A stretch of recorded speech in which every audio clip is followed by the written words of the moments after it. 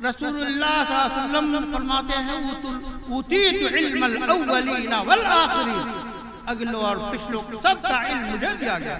اس علم میں بڑی وسعت ہے، جس چیز سے پردہ اٹھ جائے آپ کو اس کا علم ہو گیا۔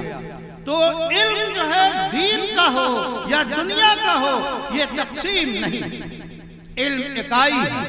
اگر تقسیم ہے تو علم نافع اور علم غیر نافع۔ رسول اللہ صلی اللہ علیہ وسلم نے پناہ مانگی ہے اس علم سے جو نفع نہ دے۔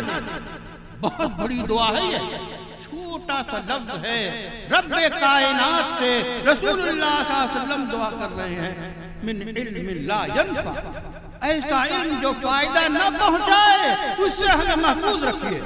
اب جو علم نقصان پہنچاتا ہو اس کا کیا حال ہوئے؟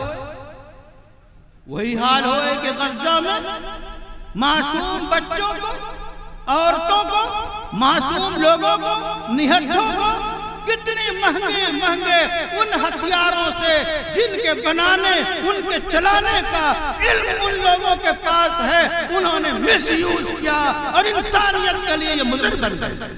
اٹھو، پکڑو ان ظالموں کے ہاتھوں کو، اپنے اندر وہ قوت پیدا کرو، وہ صلاحیت پیدا کیجئے، وہ علم پیدا کیجئے، وہ کیمیائی علم پیدا کیجئے، وہ جرات پیدا کیجئے، وہ عزیمت پیدا کیجئے، تاکہ آج دنیا میں ایٹمی طاقتوں کے ذریعہ جو علم ہے اس کی وجہ سے دنیا کو نقصان پہنچایا جا رہا ہے، اور جب چاہا جس ملک کو تباہ و برباد کر دیا گیا، اس تباہی و بربادی کو روکنے کے لیے ضروری ہے کہ علم نافع حاصل کیجئے، نفع مند